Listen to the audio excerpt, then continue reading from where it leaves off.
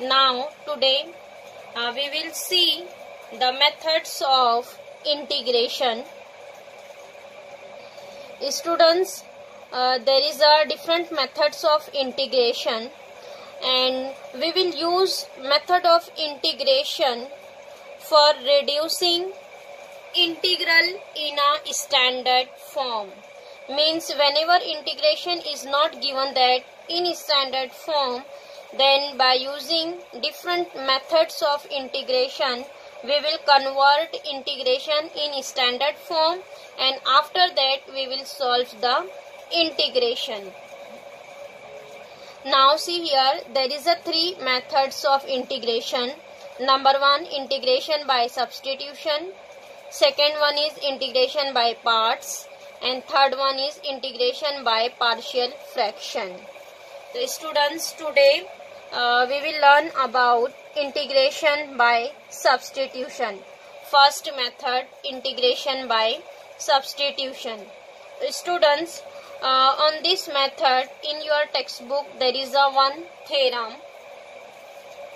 See, this is a statement of theorem.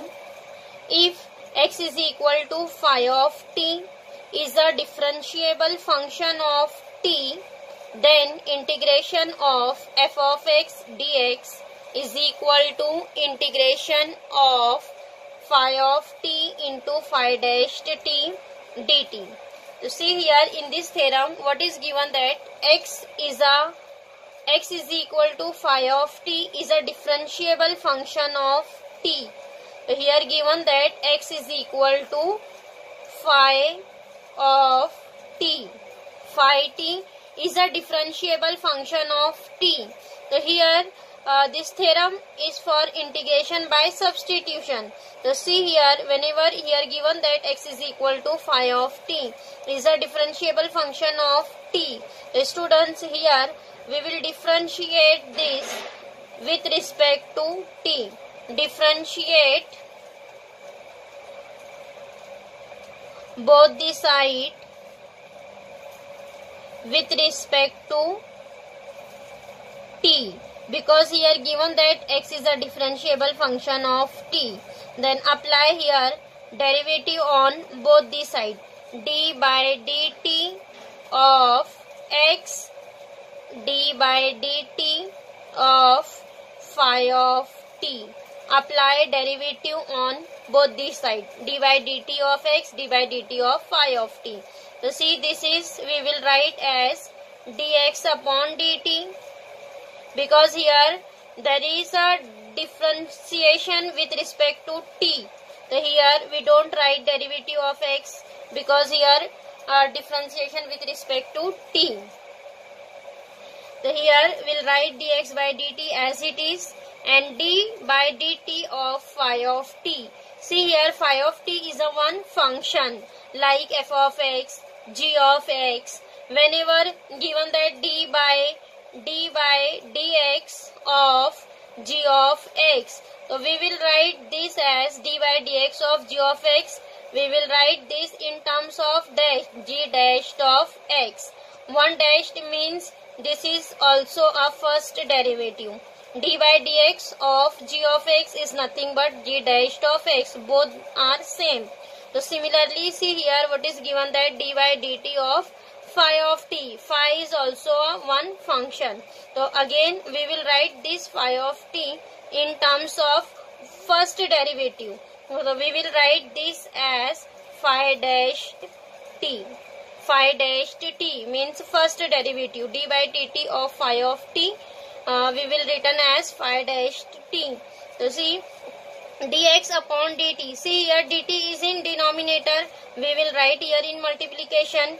So dx is equal to phi dash t into dt. Dx is equal to dt, right here in multiplication. Dx is equal to phi dash t into dt. See here what is our x. Mark this as 1. X is equal to phi of t. Then what is dx? Dx is phi dash t dt. See here what is our integration is given, that integration of f of x dx. So instead of x x, here substitute phi of t. Then here see integration of f of, instead of x here substitute phi of t, and next is dx. What is the dx? Dx is phi dash t dt. Phi dash t dt. Getting this is integration by substitution method. So here whenever we will use integration by substitution method, so here we will substitute x is equal to one function in terms of t, either in terms of u, v. So we will write x is a function of t, then dx is also coming in terms of t. The complete function of x is converted in terms of t. F of x dx is equal to f of phi of t, phi dash t dt, and after that we will solve the integration. Suppose see here we will write one example. Integration of 3x square sine x cube, sine of x cube dx. 3x square sine x cube dx. So see here we will write directly integration of sine of x cube. No, because it is not in standard form. Sine of x cube, it is a composite function. So see here we will use in this integration substitution method. So how to substitute here? See, sine of x cube, it is a composite function. So instead of x cube we will substitute one another variable. So here we will put x cube is equal to t. X cube is equal to t. Mark this as first, and x cube is equal to t, mark as 1. X cube is equal to t. So whenever we will use substitution method, then here next step is differentiate. Differentiate 1 both the side with respect to x. So see here d by dx of x cube, which is equal to d by dx of t. D by dx of x cube, d by dx of t. So see, derivative of x cube. What is derivative of x cube? It is 3x square. 3x square, which is equal to dt by dx. dt by dx. Next here we will write, see what is here in integration 3x square sine of x cube dx. So instead of x cube we will substitute here t. So it is sine t, and what is remaining term here? 3x square and dx. Remaining term is 3x square dx. So we want dx in terms of t. So here see dt upon dx. So we will write this dx on LHS. So it is 3x square into dx is equal to dt. 3x square dx is equal to dt. Mark this as 2. So see, put 1 and 2. Put 1 and 2 in first. What is our integration? Suppose this is I is equal to integration of see sine of x cube. So it is sine x cube. What is x cube? X cube is equal to t. Substitute instead of x cube t, sine t, and 3x square dx. What is 3x square dx? It is dt. So answer is here sine t into dt. Means complete integration in terms of x is converted in terms of t. Whenever we will use substitution method, so here whenever we will put x cube is equal to t, then integration is converted in terms of t, and whenever we will substitute x in terms of u, then integration is converted completely in terms of u. See here, sine of x cube. So sine x cube is t, write t, and remaining term is 3x square dx. 3x square dx is nothing but dt. So whenever we will substitute one function, and our next step is differentiate both the side with respect to x and find out its derivative, and derivative is present in the integration. In the integration means remaining part is derivative of the substitution. So see here, what is remaining part? 3x square dx. So 3x square dx is nothing but dt. So here see what is remaining, sin t dt. Sin t dt, and we know that what is the integration of sin t? Integration of sin t is minus cos t. Minus cos t plus c.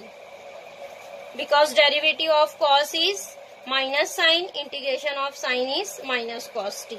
Minus cos t plus c. And here last step is resubstitute the value of t. What is our t? T is x cube. So here resubstitute value of t. So answer is minus cos x cube plus c. I is equal to minus cos x cube plus c. Because here our question is in terms of x, then we want answer in terms of x. So here last step is resubstitute the value of t. Substitution, t is equal to x cube, then here substitute t is x cube. The answer is minus cos x cube plus c. Getting students how to use substitution method.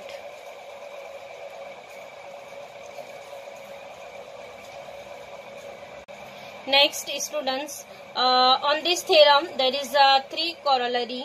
We will see corollary 1.